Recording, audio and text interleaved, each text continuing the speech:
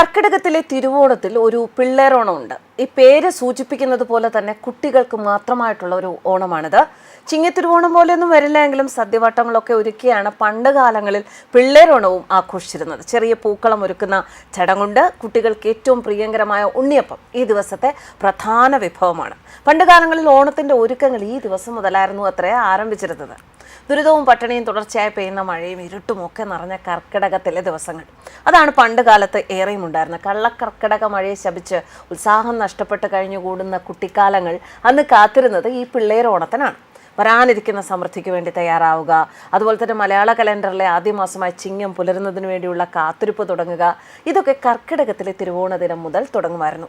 പഴയ കാലത്ത് ഈ ദിവസം മുതൽ പൂവിടൽ തുടങ്ങുന്ന ഒരു ആചാരമുണ്ട്. വടക്കോട്ടൊക്കെ നമ്മൾ ചെന്ന് കഴിഞ്ഞാൽ ഈ ദിവസം മുതൽ എല്ലാ വീടിൻ്റെയും മുൻവശത്ത് പൂക്കളങ്ങൾ ഉണ്ടാകും. ആദ്യത്തെ ദിവസം ഒരു വളയത്തിൽ തുടങ്ങി 27 ദിവസമാകുമ്പോൾ 27 വളയങ്ങൾ പൂവിടുമായിരുന്നു എന്നാണ് പഴമക്കാരൊക്കെ പറയുന്നത്. പൂവ് തികയാതെ വന്നാൽ നാട്ടിൽ ലഭിക്കുന്ന മത്തൻ, കുമ്പളം, പറമ്പിലൊക്കെ കിട്ടുന്ന മത്തൻ, കുമ്പളം തുടങ്ങിയ പച്ചക്കറികളുടെ ഇലകളും കുട്ടികൾ ഉപയോഗിക്കും.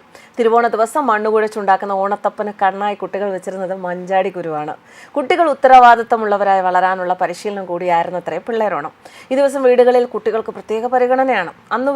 അന്ന് വീട് നടത്താനുള്ള ഉത്തരവാദിത്തം അവർക്കാണ് നൽകുക. കാര്യങ്ങൾ ആസൂത്രണം ചെയ്യാനുള്ള സ്വാതന്ത്ര്യം അവർക്ക് നൽകും.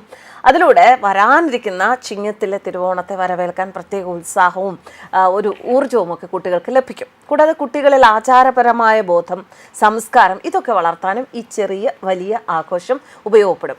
ഉച്ചയൂണ് കഴിഞ്ഞാൽ വീട്ടിലെ കാരണവർ കുട്ടികൾക്ക് ഊണക്കോടിയും നൽകുമായിരുന്നു. ഇന്നത്തെ പോലെ റെഡിമെയ്ഡ് വസ്ത്രങ്ങളില്ലാതിരുന്ന ഒരു സമയത്ത് കുട്ടികൾക്ക് ലഭിക്കുന്ന ഏറ്റവും വലിയ ഒരു സന്തോഷമായിരുന്നു ഈ ഓണക്കോടി. അതുമായി തുന്നൽക്കാരനെ തേടി പോകുന്ന കഥകളൊക്കെ ഇപ്പോൾ കേൾക്കുമ്പോൾ പിള്ളേരോണം ഏറെക്കുറെ മറന്നു തുടങ്ങിയ ഒരു ആഘോഷമാണ്. അത് നമ്മുടെ പുതുതലമുറയ്ക്കായി വീണ്ടെടുക്കണം എന്നാണ് ഇന്നത്തെ തലമുറ കരുതുന്നത്. സദ്യവട്ടങ്ങളും ചെറുപൂക്കളും ഒക്കെയായി നന്നായിട്ട് ആഘോഷിച്ചു തുടങ്ങുകയാണ് ഈ പിള്ളേരോണം. ആവണിയവട്ടവും ഇത് തന്നെയാണ്. കുട്ടികളുടെ ഓണമായ കർക്കിടകത്തിലെ പിള്ളേരോണം ആവണിയവട്ടം എന്നും അറിയപ്പെടുന്നു.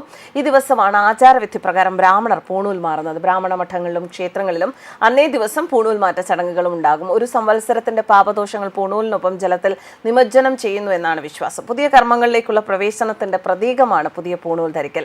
ഇനി തിരുവോണത്തിനുള്ളതുപോലെ തന്നെ വലിയ ആഘോഷങ്ങളൊന്നുമില്ല എങ്കിലും ചെറിയ പൂക്കളം ഒരുക്കുന്ന പതിവുണ്ട്. പണ്ട് കാലങ്ങളിൽ കുട്ടികൾക്ക് ഏറ്റവും പ്രിയങ്കരമായ, നേരത്തെ പറഞ്ഞല്ലോ, ഉണ്ണിയപ്പം, അത് ഈ ദിവസങ്ങളിൽ അമ്മമാർ ഉണ്ടാക്കും.